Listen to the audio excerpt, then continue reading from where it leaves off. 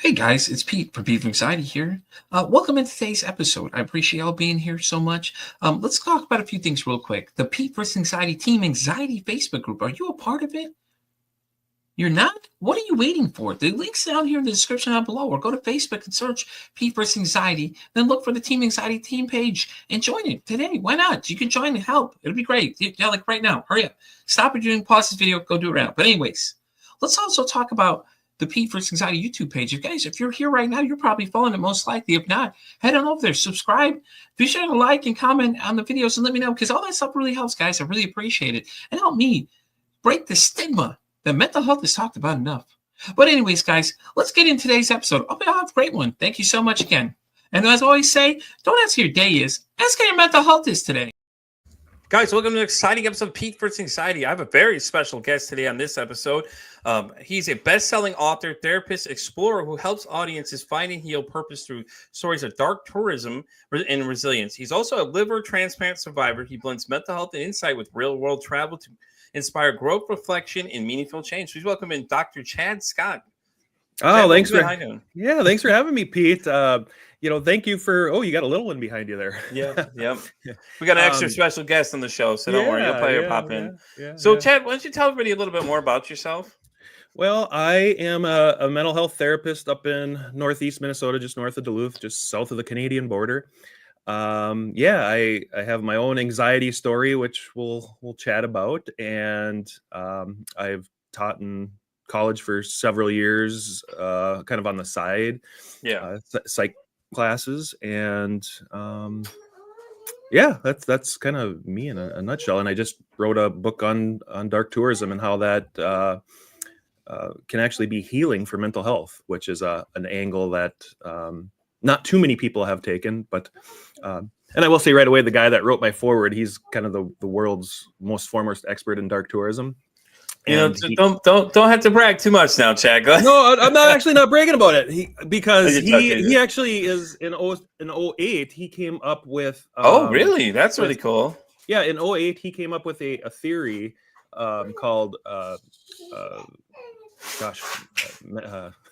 mortality mediation, which kind of got the ball rolling in how tourism can be healing by going to places that are, historically really dark, like places associated with the Holocaust and battlefields and prisons and things like that.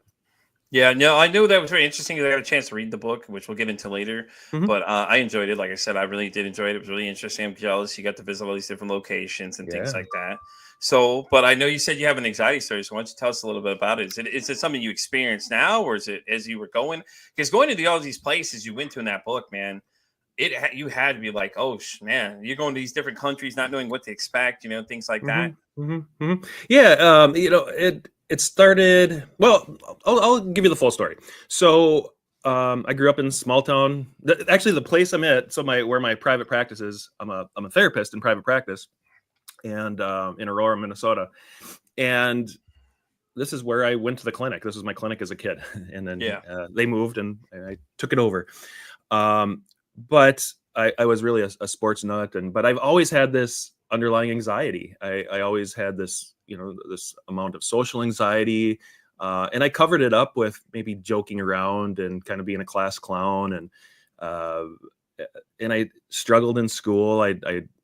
Which I found out later when I got to college, it was just kind of being bored in school, and I took more human services and history types of classes and started just really excelling. And the farther you go in school, the more you can focus on what you enjoy. And I started doing better and better the farther I went. So I ended up getting a PhD in counseling, because it's like I just started enjoying school for the first time the farther I went. So when I was in college, my son was born. I was 21 when he was born. And, I always had this underlying anxiety that I think I kept hidden from the world. Nobody really knew about it. And it affected my life. I think it, with anxiety, one of the things that not a lot of people really give enough credit to is anxiety triggers anger a lot. And, and me and my son's mom had a lot of go rounds with arguing and things. And then In '06, my life absolutely changed with meeting my wife, to be wife. Actually met her. She was a social worker, and I was working at a treatment facility, and she placed somebody there, and fell in love, and had 11 really, really good years, and I almost had no anxiety. She was kind of my safety blanket. And Yeah. But then what ended up happening is I was down in Mexico. We were on vacation, and we actually lived 200 miles apart. So we did vacations together, where our was basically the most quality time we got together. I went down there on weekends, but we were married for 7 years, and I was 200 miles apart from her, and but it actually worked really well because we were both really busy, and we both had half custody of our kids. So I was down in Acapulco and ended up picking up hepatitis A, and that just started a whole chain of autoimmune issues after that. Yeah. So getting a rash that didn't go away, and then my anxiety came back, and for the first time in 10 years, it was really starting to affect me again. And so I did some counseling, and then it got better, and it got worse, and it got better, and it got worse. But this rash finally went away, and then I started developing a different rash, which ended up being vasculitis. Is an autoimmune issue of inflammation of your blood vessels. And and I had listened to one of your episodes, and you're talking about gut health, and I think it was affecting my gut. Yeah. It affects your brain. So when when you have gut dysbiosis, you have leaky gut and all that kind of stuff, and there's very much a lot of science to it now. And so anyway, I was having like this mild inflammation in my brain too, and as well as all over my body, and I was getting really anxious. And during that time, and it actually, they didn't know if it was a deadly kind, or in the deadly kind, you can treat it, but you have to have chemo the rest of your life. So they didn't know if it was that kind or a kind that would just go away. So I was checking labs in the middle of the night. I started having, that's when my anxiety got really, really bad. That's the worst it has ever been. Whereas getting, I'd have twitches in my body just all over, and it was driving me bonkers. I couldn't sleep at night because my heart's beating so hard, and I couldn't focus on anything else other, like, what's wrong with my and I'd check these labs. I'd get them at 3 a.m. for whatever reason. They like to send them at 3 a.m, and of course I just programmed to wake up at 3 a.m. and check my labs after they had many, dozens and dozens and dozens of labs, and I would check out what's the significance of those. And so I was probably lacking sleep too because of that. And it led to a night where I had quit drinking for quite a while. That was probably a coping skill of mine. I don't know that I would have met the definition of a somebody with an alcohol use disorder, but I was in that gray area for sure. And so I'd quit drinking for a long time, just to see if that would help get it better. And it may or may not have, but my wife was having her own kind of issues, and I was having my issues, and it just led to a night where I got pretty drunk, and we had a probably the worst argument we ever had, and then and that was the end of our marriage.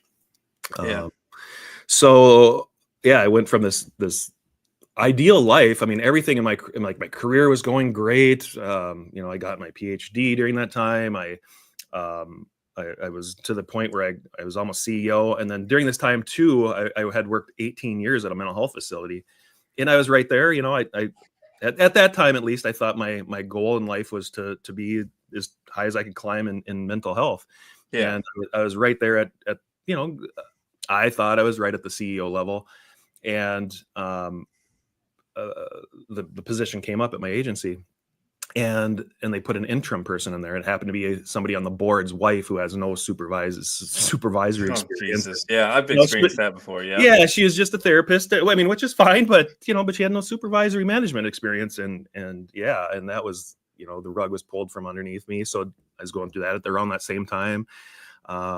Wife left. Then my dad, that he was in Arizona, and he had sepsis. And I got a call one morning, and I'm very close to my parents. I mean, literally, they live 5 miles away. I see them almost every day still. But they said it was a coin toss. Would live or die. And so I went down there. So at that time, my vasculitis was actually going away, which was good. But then I started getting a stomach ache right away, and that actually never had went away. So I was dealing with that, and then I started passing blood, and gosh, talk about anxiety again. You know, Yeah. No, I can believe it. Yeah, you're passing blood. And I should mention too, during that night I had when I drank a lot, I was also coming off steroids, and that was put me in a real dark place. And I'd never experienced suicidal thoughts, but I was coming off steroids, and I'd wake up and I just like I don't think I'd ever experienced depression, but I was in this substance induced depression coming off steroids. And so I would wake up just like, I wish I was dead, and I'd never had those types of thoughts. And then when I drank that alcohol that night, it's like I was ready to end it, and that's really what was the it was kind of the fight. Yeah. No, I get that completely. Yeah. Like I can relate to your story in many ways. My wife and I, before we met, she lived a good distance away, not as far as you guys were, but we were about like 90 miles apart or something like that. I drive to see her every Sunday, and I work overnight. So I work third shift. So Sunday mornings I get off, I'd go see her and things like that. And it was worth it because the same thing. I had dealt with a narcissistic ex, that really just kind of fucked me up bad. Like she had me really bad. So like I had the rage issues too. And a lot of it I think stemmed from when I was 10 years old, my mom abandoned me. So a lot of times when I feel like people are going to leave, I get into a hypersense state, and then my anxiety kicks in, and then I go into full Hulk mode. I'll just start going nuts for no reason, And in the flip side, my wife, she was actually real mellow about a lot of times when things that happened. We had an incident happen when we were dating, where she had a friend that came over, and he was in the background saying something. I didn't know who that was, so I freaked out. And she was just like, well, and the way she handled it made me feel better, because I knew I didn't think she was cheating, but you never know what's going on. After my ex cheated on me, I was already in that state of mind. And she was so cool about it though, because she was like, yeah, well, I understand exactly where you're coming from. I can see where this is going the wrong way, and things like that. I can see where you're mishearing something. I'm like, I'm hearing you. What I'm hearing is and it was like, fast forward to now, we got married a couple of years ago, and we've had disagreements. Heck, we've had moments where her PTSD kicked in, and I've never seen it ever happen firsthand. It was the scariest thing you've ever seen, because that person's gone. And then she says afterwards, she said she doesn't even remember what happened, and it got rough. Like I had to she was trying to kill me at one point. Wow. But we have to all remember, in the state of PTSD, they're not sure what's going on. Right. Absolutely. She was in that fight or flight mode because when it happened and everything like that too. And I felt so terrible afterwards, but it's all things I've experienced. I feel you 100%. Like we relate in so many ways in that story alone, It's just... kind of going back to, hurt people, and, and it really is I think the anxiety, it's that whole fight flight mechanism that's gone haywire. And talking about, where you can get along, like me and my wife got along. I mean, like we never fought. We had literally 11 years of, she was my home. I mean, it wasn't even a place where I lived. It like when I was with her, that was home. I mean, it was that kind of love, Oh no, I feel the same way. Yeah, but when we went through our hard time, so kind of what happened is I don't want to get into her issues. That's her story. No, I got you. But she had her own issues, and I started having those issues that I was talking about. And, so we had this really secure attachment.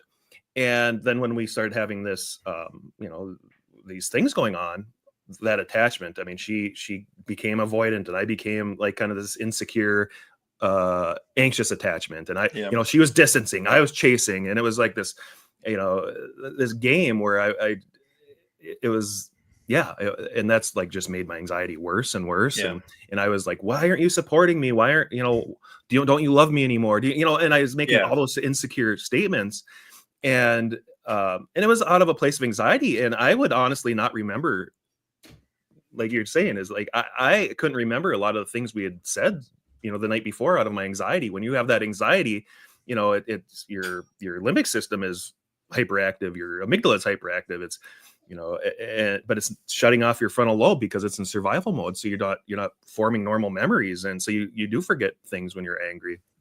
And, So I was saying these things that, like real insecure things, and that was making her really insecure in our, but then she distances and I chase, and and that's what led to that night where I was coming off steroids and got loaded, and it was not a good night at all. Yeah, it's never good when you mix alcohol and a lot of things like that too, especially because you don't know how someone's going to react at the end of the day, because a lot of times when you drink too much, that's it, man. That person's gone again. We're back in that same scenario. Hey, listen, you're no longer there. You're no in the right state of mind. Right. Well, and I would think, and I think this is important for listeners, is when I drank before, I had never gotten like that. Like I was always pretty much a happy-go-lucky, a feel-good drinker.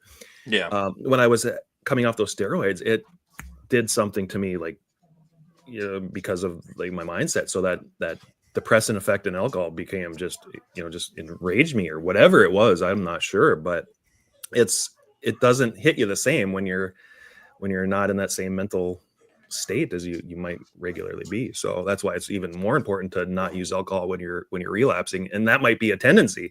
So, and that was a tendency with me before, as I was stressed. Okay, I have a couple of Miller Lights. That was my drink of choice. Yeah.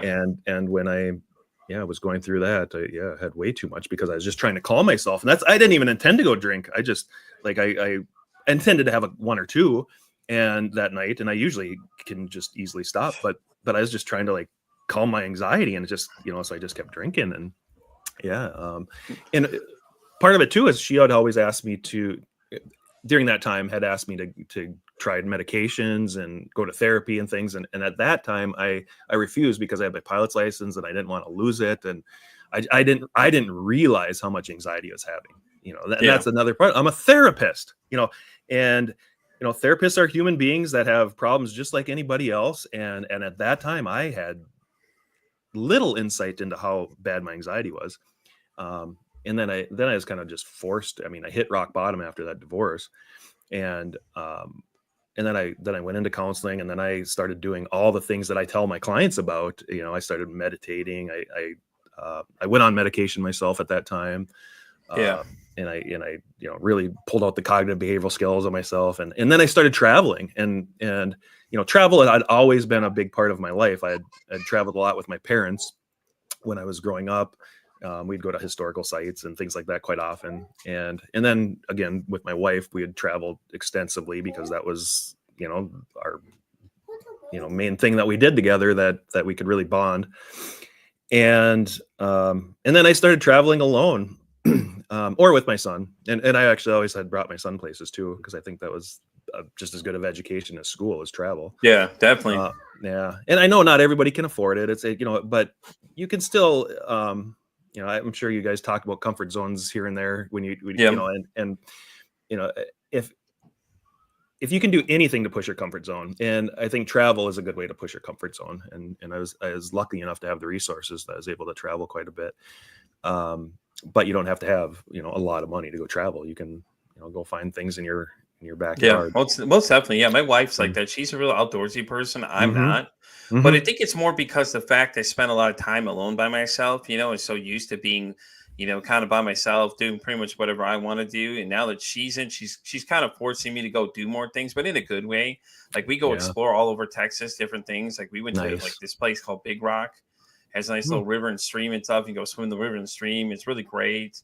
All these different places. We go to like different lakes and things. We'll go check out all these different lakes and different things you can go do. And there's a couple of museums I want to check out too. I know when I'm originally from Chicago, the Natural Science Museum there was phenomenal. Like you go in and you can learn a lot of stuff, because when I was a kid, Egypt always fascinated me because the pyramids.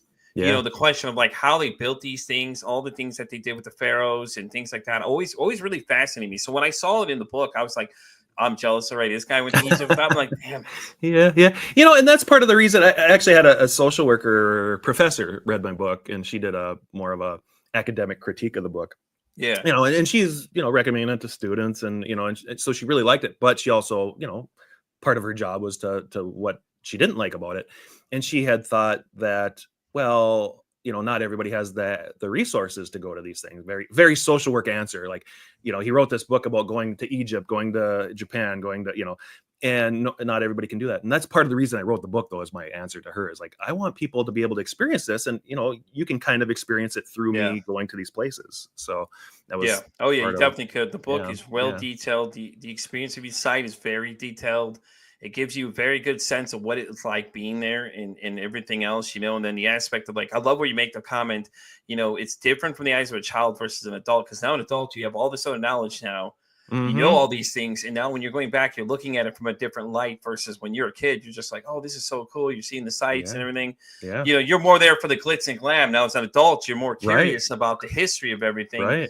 And I think it was very interesting to say the least. Because I was like, you went to Gettysburg.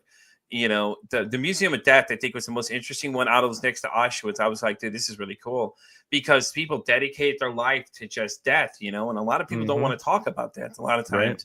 And then Auschwitz, like I was telling you off air, I had got a chance to be a part of that Holocaust survivor panel. And it was so fascinating because the gentleman who had been there, Ben had been there, and he was telling us all about it.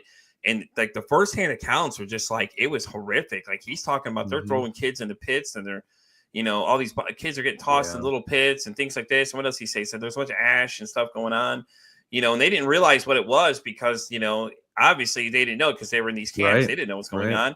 And you're watching him, and he's just his positive mentality through the whole thing is crazy, though, because at the end, he Ben has a message that says everyone just love everybody, even though all that stuff he's been through, 2 camps, everything else, most of his siblings are dead. He was actually friends with God, what is his name? The guy that the general that was killing the most people in the camps. I can't think of his name off the top of my head, but he was friends with his nephew. Oh, Haas.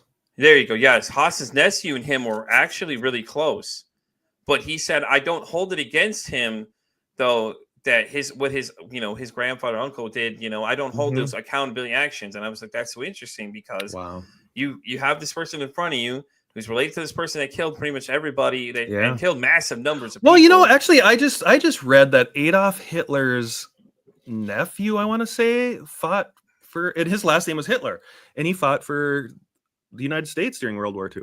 Isn't that interesting, though? Yeah. And I think going back to what you're saying about child's eyes versus adult's eyes, when we become emotionally intelligent, and age makes us emotionally intelligent, at least most of us anyway. You can look at things through completely different eyes than, like, when I grew up, I was told that World War II, we had to bomb the Japanese. We had to drop those atomic bombs. It was just something we had to do. Otherwise, the Japanese would have fought to the very last person and blah, blah, blah. And then when you go through the Peace Memorial Museum in Hiroshima, you find out that was a complete lie. They even Douglas MacArthur, one of the top generals over there in the Pacific Theater, he and as well as many others said that, like, Japan is almost, they're getting to the point where they're going to surrender. So we dropped 2 atomic bombs on civilian populations, and the story is just so gut-wrenching walking through there. And I, as an American, I didn't know what to expect. I kind of went in with that mentality, like, well, I'm not for what we did, but I also had that narrative, like, oh, like, we kind of had to do it. And you go there, you find out it's a lie, and it was just like a horrific thing we did. And it's kind of like Vietnam. Vietnam was a lie too. When they're talking about these big numbers, I read a book in high school called Voices of Vietnam, and it was a collection of letters of different people and soldiers that were over there. And you find out that a lot of times it was a numbers game they were doing. So they were sending over bigger numbers than they were actually doing. And it was crazy because one guy had a firsthand encounter. We had to actually execute somebody, and he's talking about it, and you could just you could feel the emotion of this guy as he's writing this letter. He's like, I had a panic moment. It was a fight or flight, death, me or them kind of situation. Right. And I'm just like, this is crazy because they were sending kids as early as 15 out there to fight. And he's like, I'm looking at a kid about my age out here, has no idea what he's doing. Did the same thing. They lied to him, told him that, all these lies they were being told to you, which is really not shocking, honestly, these days, because you find a lot of things aren't as true as they say they are. So, I mean, it really doesn't shock me. Right. But it's like, it's so crazy when you get to go see it, though, on the other side, and you realize that, oh, my God, this is not how it happened. And now you feel like, whoa, wow, this is this is interesting. What else did they lie to me about now? You start wondering to yourself, like, what else are they lying to me about that's not real at this point? Well, like even in Normandy, I mean, it was a horrible thing, Normandy. I mean, it was great that we got past the beaches and, obviously won that war, because, I mean, that was probably one of the best wars America has ever fought in, because, like, it was the consequences of losing that war is so scary. But we had a thing called Operation Overlord, where the Germans sent all their good troops somewhere else, and basically protecting the beach of Normandy was a lot of young kids and old men from France that didn't want to fight anyway. They were basically forced to go to to fight off. And so, and that's part of the narrative. Like, well, we just don't hear because it's not, I don't know what the word is, but the word in my mind is, it's not a fun part of the narrative, but that's not the right word. But in the United States too, a lot of people enjoy going and touring plantations. They have weddings in plantations. They're beautiful, but what are those plantations? It's the antebellum South. They're fighting. I don't know. But I guess the point I'm getting at is there's a place down by New Orleans called the Whitney Plantation, and that is a plantation that tells it from completely the slavery point of view. So the main house there is just kind of a walkthrough. There's nothing in it. It's just like you don't spend any time in the main house. You just walk through it, which is great. And the slave shacks are there. There's cages where they kept people in, and there's all these memorials. And I remember reading this plaque that a woman was talking about how they were burying people alive, and people, when they dug them up, they had scratched out their own eyeballs and like horrible things. But like, that's part of the narrative that belongs in our history books. We can't burn books like Hitler did. I mean, that was part of how he came to power, is suppressing everybody and all information. And and so when we talk about never forget, that's the kind of shit we never need to forget. Yeah, no, I agree. I agree, because I think like that's the problem, that we don't tell people about these parts of history. We just adapt it the way we want it to look, because it's like, oh, we look like we're the big bad boss. We did all this for a good reason. And then you find out on the flip side that is not the case. It was actually the direct opposite.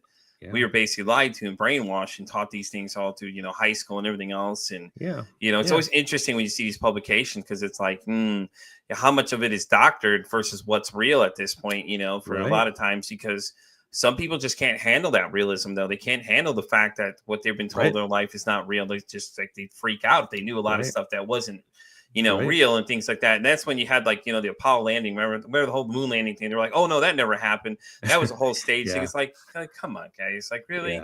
Then you get those conspiracy theorists, like Jesse Ventura is a big conspiracy theorist too. He was talking about like 9/11, how there was a laser beam that hit, but then he said it's funny that everybody surrounding this project kept disappearing.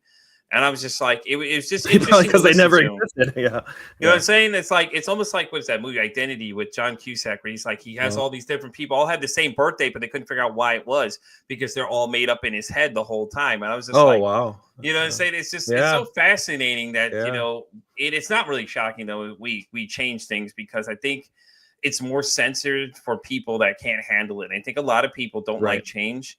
And it's clearly evident they don't like change. A lot of people don't like anything. Listen, you take, what is it? One of these professional wrestlers. I was just watching this YouTube this morning. This guy, this goofy guy that was on there, they got rid of him. He had such a backlash from them taking him off that they're like, okay, we got to bring him back now, because there's so much. You know what I mean? It's like, it's so crazy how much people influence things. Just based on these crazy notions of, oh, okay, well, we're mad now. We're going to let you know we're mad. So, oh, no, we don't want to upset them now. Now we got to redo this narrative now. We got to make it sound good, because if not, they're not going to like what we do. It's the same thing with advertising, too. You think about it, with the whole Bud Light commercial thing, when they had the, the guy that was homosexual that came on there or whatever, the streamer, the one person that was on there, y'all kept making fun of Bud Light after, but you're still buying it. I'm dumping it out, but you're still buying the product, though. I'm like, I think you're missing the point here. If you're going to boycott something, you don't buy the product just to dump it out. You're buying it, so they're still getting your money. So it's so interesting just to see the mentality of people when they do these things, and you're just laughing, going, "Oh God, here we go again." It's like, "Oh, we're upset about what now? Okay, here we go. Here we are."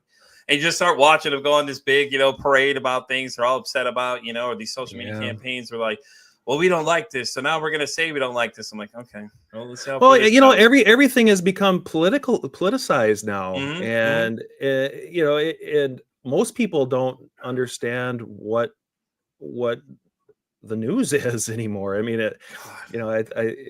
I don't want to go too far down that rabbit hole and No, into my God, no. own, ideologies and things. But man, I mean, I will say the far left and the far right they need to move a little more in and because I mean, the hate in the country Yeah. is uh, it's so stupid, and it's Would all, I would say would it's you all media say generated for the would you most say part. that it's worse than it was, like, say, when Martin Luther King was alive?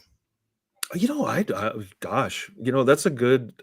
I bet it's in that same I think it's either the ballpark. same or I think it's worse at this point Yeah, because now yeah, you got to think now you have the internet, so you have more access to people yeah. to get together and start doing these heinous acts. What was it? There was a girl recently I watched a video of. She was she's a big anime fan. Okay, really quick, I'll go into this for you. She Mhm. had a dress made out of one of the characters, and the colors and everything matched, and they had it on the back, and she loved it. And then people were bullying this kid because they didn't like the fact that she turned into a prom dress. I'm like, what does it matter? Like, Yeah, what does it matter what people are doing and things like that? Like why is this a big deal and everything like that too? right. And Yeah, it's just yeah. like it's funny that their mob mentality kicks in instantly because we don't like something just because it's not what we like. And Right. it's Well, so yeah, worrisome. ignorance causes hate. Yeah, And looking at that African American history in the United States. Okay, so at first, slaves, they yep, brought here, slave ships. Civil War. yep, But after the Civil War, they had it was actually not a good period of time either for African American. They had this period called the nadir of American history, or nadir of race relations, where it was they were very discriminated against, and that continued right up until the Civil Rights Movement. yeah, It might have gotten a little bit better, but then then the Civil Rights Movement happened, and then things still weren't good, but they were better. And now we're right back to the civil rights. We're fighting the Civil War again to some degree.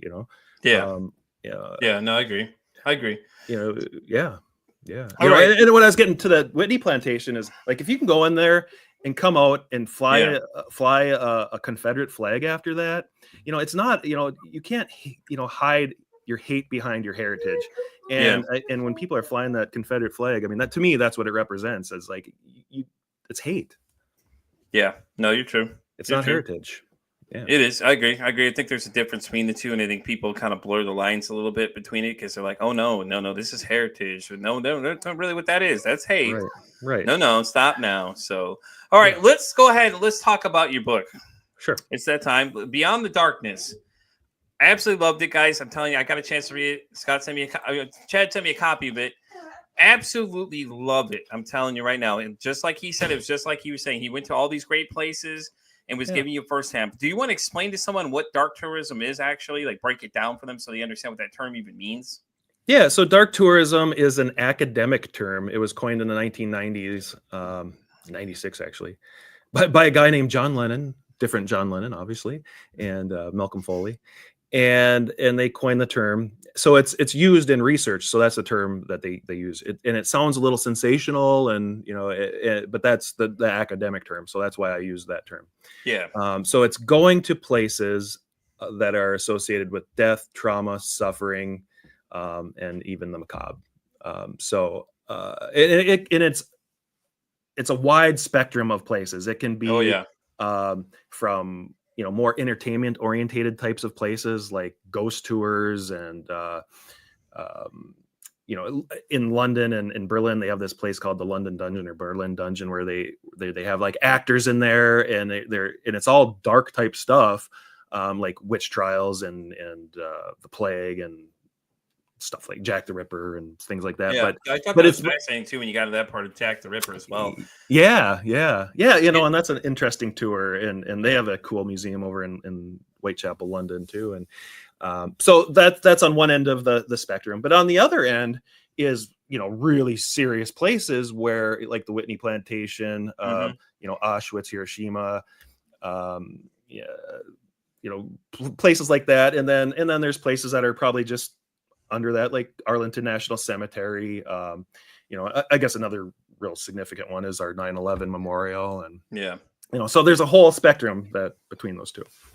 So what inspired you to write the book? I mean, I think it's very fascinating. You get to travel all these places. Now you're reliving some of these events that people have gone through, from a psychological standpoint. I'm sure you have a different thought process than most people do, like going to Auschwitz. Like the stories you hear are nowhere close to what actually was going on there. As I was telling, Chad, we had talked to that Holocaust survivor. He was telling us some crazy stuff.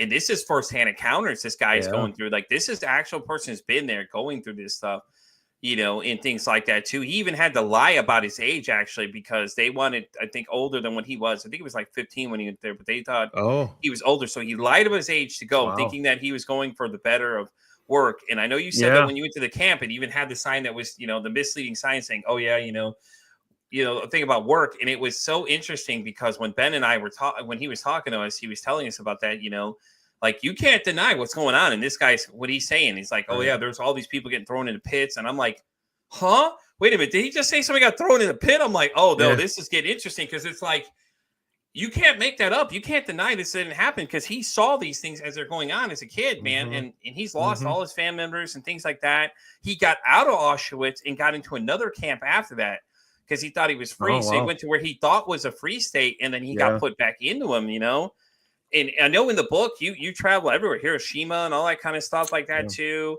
Gettysburg, and all these other awesome places that it's just fascinating. So what made you just write the book, though? I mean, that's just a great journey. Enjoy. Yeah, so I'll pick my story back up because that's where it really starts to come into play. So I've always had this interest in history. I've always had this interest in travel. And so when I'd been traveling, I'd always try to go to places that interested me in history. And I really liked going to places where it hit you kind of emotionally, like Arlington National and Ford's Theater and places that, so what I found out though is when I had, so kind of pick it back up my story, I quit drinking. I had found out my ex was dating somebody, and then I actually hit it hard before I quit drinking, I should say.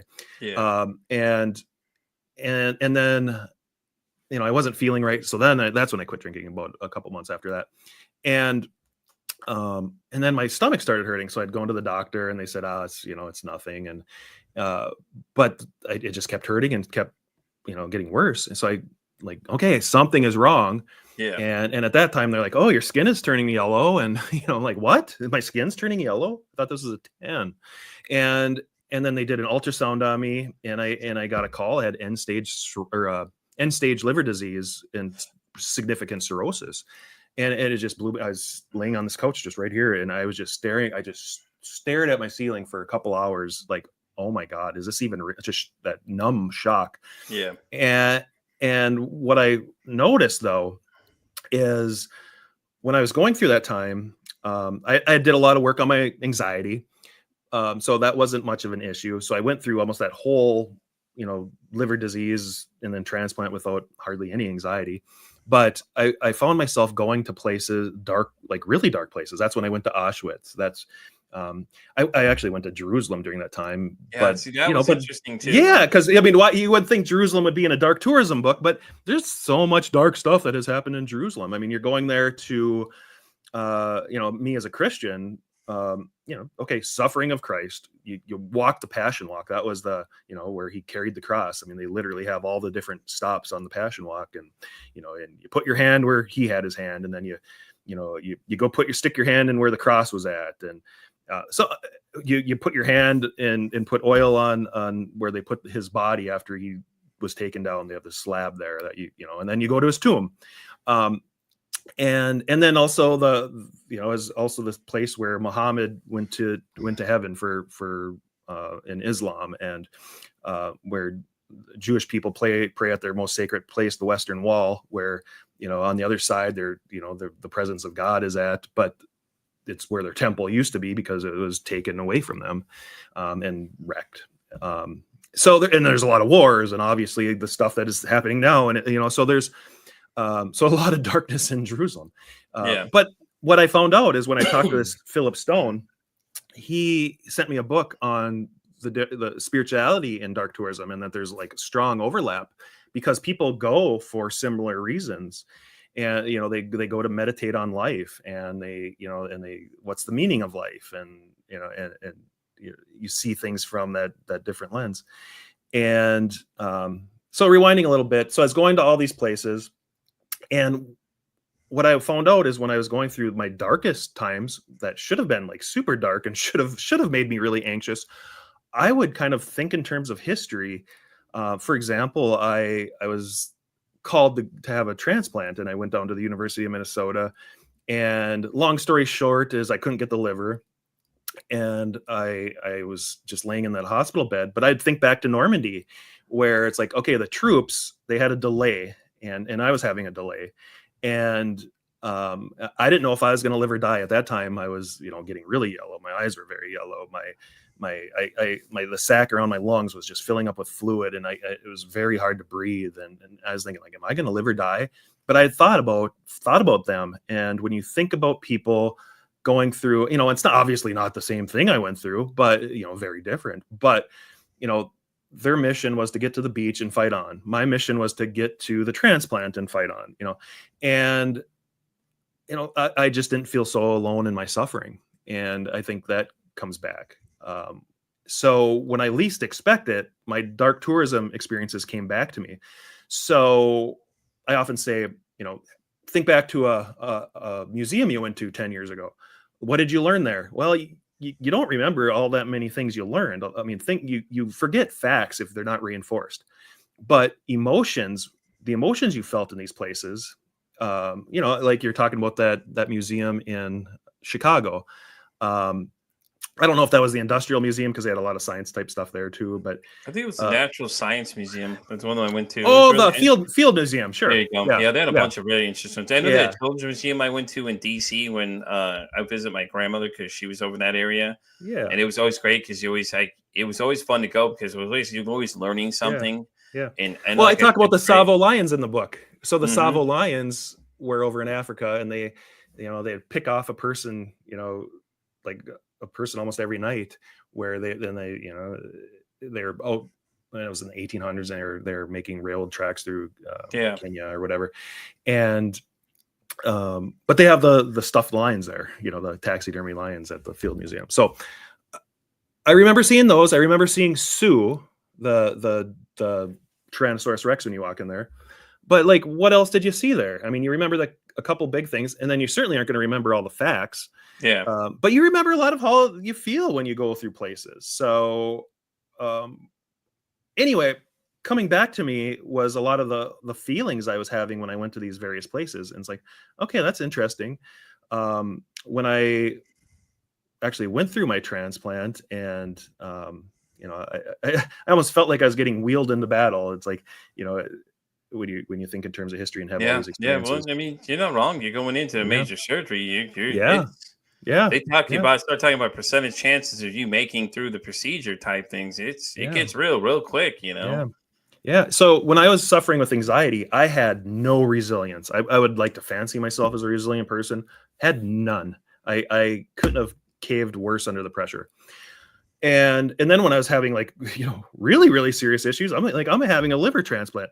Even before that, I was told that I had liver cancer, and I ended up not. It was a liquid biopsy. It was a false positive, and then I also had a lump. So they put the 2 and 2 together and said, basically you have liver cancer. So I had to wait. Every 3 months, I'd go in for imaging, and if it grew enough, I would qualify for a liver transplant, because at that time I didn't qualify for a liver transplant. So if it grew enough, I could qualify for a liver transplant. If it grew too much, then they don't do a transplant, and you just basically are, you die. So it was like, okay. But I went through that with almost like no anxiety because of, I think, my experiences with all these places that I've been to. And so I had my transplant. I was, as soon as I mean, if your listeners are, not unsure if they want to check that box on donating, please do, because you'll save like 9 people's lives or something like that. Yeah. And my life was saved by a heroic person I'll never get to meet, and I wrote to their family. I didn't hear back. I have no idea who it is, but that person is my hero. So as soon as I woke up from my transplant, I knew things were better. My eyes were white I didn't realize how yellow they were till I could see how white they were. My skin was normal color. First thing I actually said to my doctor was like, gosh, you took away my tan, because my that yellow darkish, it just didn't on. And but I was hurting. I was cut, through my whole I abdomen. believe you're hurting. Yeah. I'd hope you're hurting. Jeez, yeah. I guess I had went to Parliament, and I'd think about Winston Churchill giving his speeches like, "Well, fight on the beaches," and blah, blah. And one of the things he was thought to have said is, "When you're going through hell, keep going." And that stuck with me. And I had and I'd been through his war rooms where and where he's doing BBC broadcasts and all that stuff. But at that time, they were almost defeated. The UK was almost defeated by the Nazis. But Churchill's speeches, for the most part, as well as strategy, but the speeches really galvanized the whole country to fight, and they did, and they just did it without fear as much as they could. And I thought back to that a lot. So I would say, when you're going through hell, keep going. And that, like, I didn't plan this; it just came into my brain. And I would just hop out of bed, and I would, roam the halls, and and when I was wanting to sit down, I would just like tell myself, when you're going through hell, keep going. And that mentality. So like I said, is I had this no resilience before, and now, and during that time, I was like super resilient. I went through with like just the survivor mindset, and like that person you're talking about, you're the Holocaust survivor that you had met. About 15% of the people that went to Auschwitz survived. Over 1 million died, but 15% survived. And so people did survive. My favorite book ever is Viktor Frankl's Man's Search for Meaning. And if you can find meaning in your suffering, and and have something to live for, and so when you go to these dark tourism places, your own personal meaning comes into play, and it becomes very crystal clear to you. Like, I could always say like, oh, my family's the most important thing in my life, and I really enjoy helping people. That's why I'm in mental health. But that became so solidified in my brains. Like, I am on this earth for 3 reasons. Is what my family and friends is well, basically one reason, and the other is helping people. So that is why I'm here on earth. And when after my transplant, I was back in Northeast Minnesota, and I wasn't getting exercise. I live in a small town. It was cold as the middle. It was early spring, and I wasn't just, so I got permission after 5-6 weeks. I got permission to go to Los Angeles, and just to get some walking in after my transplant. And I found myself in a cemetery 2 days in a row. So I'm going in going face to face with Judy Garland and Burt Reynolds, and then the next day, awesome. And the next day I'm with Marilyn Monroe and Barney Fife and my favorite comedian Rodney Dangerfield. Yeah, and you're sitting there, and what I really like about cemeteries in Arlington National, especially because there's so much reverence there, that I remember sitting with John Glenn for like 10 minutes, and just like, oh, what was space like? If you could, and you almost have these conversations. You do have these conversations, and I like to think in my brain that they're listening to you as you're having these conversations with them, when you're standing at their grave, and you're with them by yourself. When are you gonna ever have 10 minutes with Judy Garland or John Glenn, or But anyway, so I'm in Hollywood 2 days in a row, and it just occurred to me, like, these places have really helped me in my recovery, and these places have, like, allowed me to control my anxiety. I put in the work to control my anxiety, but I also really, really believe that these places have helped me with anxiety. You don't feel so alone. You feel you have your personal meaning, and all that helps with your anxiety too. And I'm like, I got to tell people about that. And I had all this energy after my transplant. Like, I feel like I'm 20 some years old again now, because I had no idea how sick I was for years. I was probably sick and the doctors weren't catching it. And I wrote the book, and that's the story. Like I said, guys, you have to check this out. Beyond the Darkness, fantastic book. I've got to read it myself. I got a preview ahead of it. And let me tell you guys, you have to check this thing out. It is great, especially when he goes into great detail about every site he goes to, and he starts going into talking to his own perspective. It's like you're there. Like you feel like you're there because you're right there seeing it through Chad's eyes the whole time. And he's describing these places. I told him I was jealous. Egypt had to be amazing. I don't care what he was saying. Egypt had to be fucking amazing, honestly. Just to see the pyramids, the Sphinx, and all the different culture and all the different architectures. Like I want to go to Greece is one of the places I really want to go. I just want to see the the different temples and all the different architecture because I've always been into art. That's always been a big thing. I love all that kind of stuff. I love seeing all those. Mythology was big for me too when I was a kid. I learned about all the different Greek gods and things like that too, and it was always so fascinating. And then when you went to Jerusalem, I was like, dude, that's so awesome. You got to do the same walk that Jesus took. I was like, that had to be so interesting though to see because you're going through the same thing, and you can only imagine what his mindset was at that time, And I think CNN did a really good documentary about him too, and they were talking about all the things he was doing and. For all those people that are always like, oh, well, how do you know he's a real person? How do you explain these situations and talk these facts of him being there? People, eyewitness accounts are saying that he was there. It's hard to say this. He didn't exist. You know what I mean? And it's well, historically, historians have almost, the consensus is he was a real person. Now, whether he was, the Son of Man and God and that's one of faith, but he for sure was a person. Yeah. So, okay. So let me ask you this question. If your mental health had a song, what would it be? Now, this question comes because I had a guest on the show. She owns a podcast called The Shit That Goes On in Our Head, okay? Gretchen had asked me that same question. So my question to you, Chad, is if your mental health had a song, what would it be? It could be any song you want it to be. Oh, if my mental health... It's a good question. I'm telling you. I got a lot of people, a lot of interesting answers so far. Wow. Man, I would have to think about this. Yeah, you'll have to let me know though what your answers then for sure. Yeah. Because I'm always interested to hear what everybody says. I had Beat It from Michael Jackson. Redemption Song by Bob Marley. There you go. Hey, all right. He talks about and when I went to Florida in 2004, there was hurricanes that hit Florida, and I went down there to do some counseling, and there was a lot of Jamaican people in the place I was at, and I would talk a lot. And at that time, it's like I loved Bob Marley, and I knew a lot of his lyrics, and so I'd like emancipate yourself from mental slavery. Nothing else will fear your mind, and it was a way for me to talk to them about cognitive behavioral therapy, and it was kind of an in to a lot of those guys, and and I think redemption. I think redemption and resilience, and that's awesome. Yeah. So I just wanted to say first off, thank you so much for coming. I appreciate being here. This is a great conversation. It was great getting to know you. The book is great. Do you have any publications coming down that you may be working on now that you're not telling us about? I've always got thoughts swirling in my head. Right now, I just want to kind of enjoy this book being out into the world. It's it's an audio book now, and Heck I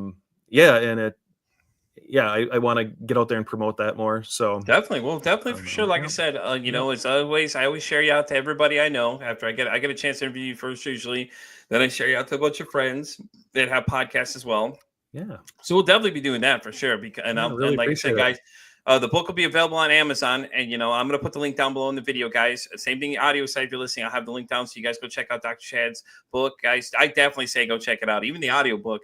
If you haven't seen this, you want to visit these places, Chad will visit them for you, and then he'll tell you what it's like, and you'll be there with them, experiencing all these things. So I appreciate you coming and telling us your story, and especially you also sending the book because I enjoyed it. I really did. I was like, I got into this thing, and I was just like, oh, okay, and then we started hitting. Egypt and all these other places I always want to go to. And I'm just like, man, but it was so great because like I said, your perspective was so great when you were talking about all these different kind of things, and everything like that. So, we appreciate you coming and talking to us today. Did you want to plug where everybody can find you? I know you have your website, did you want to go and plug that for everyone so they can check it out? Yeah. Before I do though, I just want to say, like, if somebody's really suffering with PTSD and depression or anxiety, and have a therapist, I would say, talk to them before you go to any like really dark places, just to make sure that you're because a big part of it is reflection and things, but also, if you're not in the right mindset and you don't have a way to release that, what you've learned, in the emotions, because they do affect you. They change your life. I mean, going through the gas chamber at Auschwitz, when there's still one standing. So I went through that gas chamber, and you get out the other side, it changes you as a human being, and it changed me for sure, for better, for not only for wanting to help people, but also, it made me love deeper, and you just see the world through different eyes after you go through that. But you want to make sure that you're prepared to do it mentally. And so I will throw that out there. But you can find me at drchadscott.com. So drchadscott.com. And you'll have links to where all my books are sold. And heck yeah, that's awesome. Yep. Well, thank you again, Dr. Chad. Appreciate you coming in. Guys, I'm Pete for Exciting. I'm X all the way down to TikTok. I'm Spotify, all the way down to iHeartRadio. And as I always say, it costs nothing absolutely to be kind to somebody. One kind act you could do could save someone's life, or hell, you can even save their day. I'm Pete for Anxiety, signing off saying, hey, don't ask how your day is today. Say, hey, how's your mental health today?